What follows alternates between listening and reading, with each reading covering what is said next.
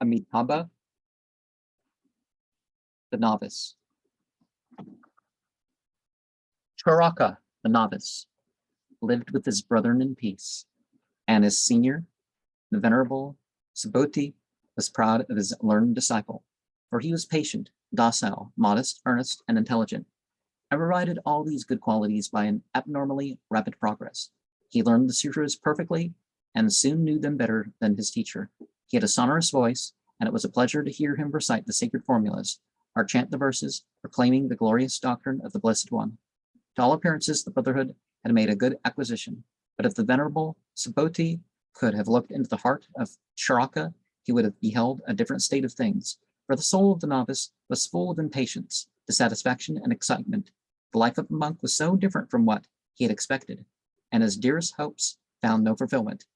Charaka had learned many beautiful sentiments from the mouth of his teacher. Some of them fascinated him by the melodious intonation of the rhythm, some by the philosophical depth of their meaning, some by their truth and lofty morality. How delighted was he with the lines.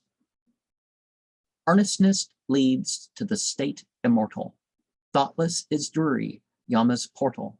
Those who earnest are will never die, while the thoughtless in death's clutches lie. How powerfully was he affected by this following stanza?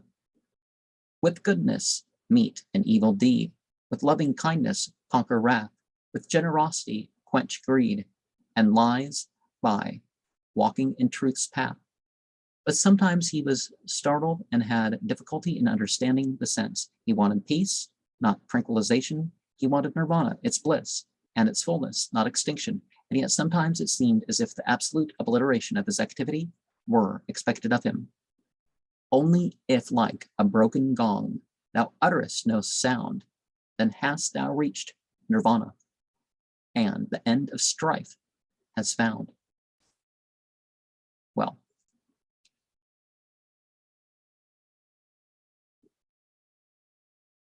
that can happen through the struggle, right? You struggle to get to do what should be done or what needs to be done, and maybe it stops being the struggle. Maybe you can spend those hours a day doing this or physical activity or study or everything else. And maybe the black flag can be set down and you pick up the white flag of mastery. So there's not that the fight doesn't exist. But anyways, yet Charaka said to himself, it is only the boisterous noise that must be suppressed, not work, only evil intention, not life itself, the weeds, not the wheat. For it is said, what should be done, ye do it, nor let pass by the day. With vigor do your duty, and do it while you may. Not life, but error and vice must be attacked. Not existence is evil, but vanity, anger, and sloth. As fields are damaged by a bane, so 'tis conceit destroys the vain. As palaces are burned by fire, the angry perish in their ire. And as strong iron is gnawed by rust, so fools are wrecked through sloth and lust. What ambition was beaming in the eyes of Charaka? The venerable Subhuti thought, there is but one danger for this noble novice. It is this, that the brethren may discover his brightness and spoil him by flattery. Instead of freeing himself from the fetters of the world, he may be entangled in the meshes of a spiritual vanity, which being more subtle is more perilous than the lust of the world and of its possessions. Then he recited to Charaka the lines, no path anywhere leadeth through the air. The multitude delights in sacrificial rites. Throughout the world, ambition is unfurled, but from all vanity, tathagatas are free. Now, remember the bridge builders and that sort of thing. Buddhism kind of connects to the same current which brought about Jainism, because those last two Jain leaders were perhaps not the same path as the others, and they sort of found their own religion based on it. But that's a whole different thing, right?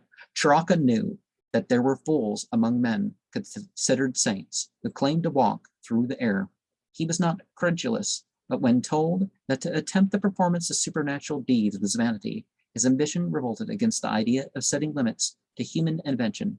Man might find paths through the air as well as over water, and he submitted to the sentiment only because he regarded it as a form of discipline by which he would learn to rise higher. So he suppressed his ambition, thinking that if he only abode his time, he would find himself richly rewarded by the acquisition of spiritual powers, which would be a blessing forever, an imperishable treasure that could not be lost by the accidents of life, and would not share the doom of compounds, which, in due time, must be dissolved again. He was yearning for life, not for death, for a fullness of melody and a wealth of harmony, not for the stillness of the broken gong.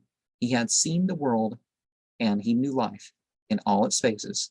He disdained loud noise and coarse enjoyments, but he had not left his home and wandered into homelessness to find the silence of the tomb. A chill came over him, and he shrank from the idea of sainthood, as though it were the path to mental suicide. No, no, he groaned, I am not made to be a monk. Either I am too sinful for a holy life, or the holiness of the cloister is not the path of salvation. Well, monkhood, I would say that celibacy and all that is not exactly the same thing as holiness. Holiness is bringing the spiritual principles and spiritual consciousness into what would otherwise be mundane life.